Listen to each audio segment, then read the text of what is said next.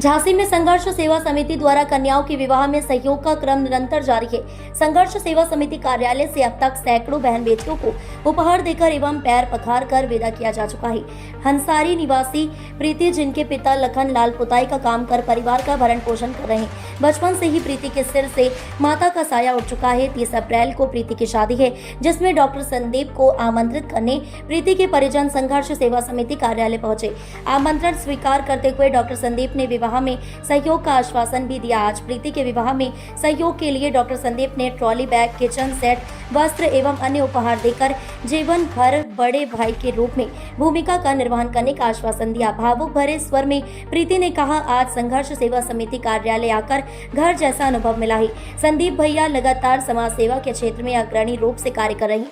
बहनों के भाई के रूप में अब तक कई शादियों में सहयोग कर चुके हैं। मैं ईश्वर से कामना करती हूँ संदीप भैया ऐसे ही समाज को उज्जवल करने का काम करते रहें। इस अवसर पर डॉक्टर संदीप ने कहा, हमारे कार्यालय से अब तक 350 से अधिक कन्याओं की विदाई हो चुकी है। जब हम बेटियों के पैर पखारते हैं तो कई बार दैवीय अनुभूति हुई है। इस धरती पर मानव सेवा ही सबसे बड़ा धर्म है और असहायों की सहायता सबसे बड़ा कर्म है।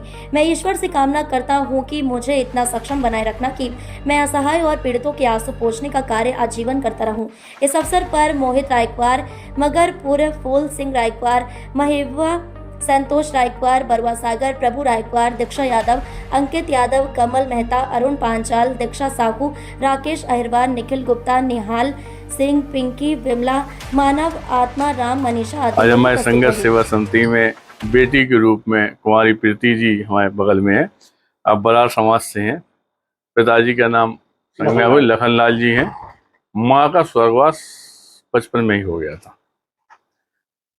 और पापा पुताई का काम करते हैं। घर की आर्थिक स्थिति सही न होने के कारण जिंदगी का जो सफ़र तय करना चाहिए, उस सफ़र में कहीं ना कहीं आप कमज़ोर पड़े और कमज़ोर पड़ने पर जिस तरह से पूरा बुंदेलखंड इस बात को जानता है कि संघर्ष सेवा समिति की देरी ऐसी है कि जो पिता और भाई के रूप में आपको वहाँ पे डॉक्टर संदीप सरावगी हमेशा मिलेंगे। इसी बात को दिमाग में रखते हुए हमारी यह बेटी आज हमारे पास आई हुई है। 30 तारीख को इस बिटिया की शादी है और चूंकि कुछ ही दिन बचे हैं, इसने लेट बताया, वरना इसका बहुत सारी इसकी जो आशाएं थी वो पूरी करने में हम लोग समर्थ हैं और हम कर सकते थे।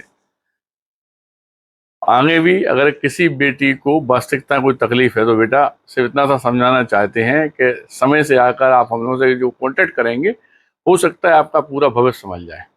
क्योंकि संघर्ष सेवा समिति में इस समय जो हजारों मेंबर हैं, जैसे ही वो इस परिवार से विदा होती है कोई भी बेटी, तो वो हजारों मेंबर उसके लिए अपने आप घर के भाई बन जाते हैं, परिवार बन जाते हैं और कोई भी दुख में हजारों की तादाद में आदमी खड़ा हो जाता है।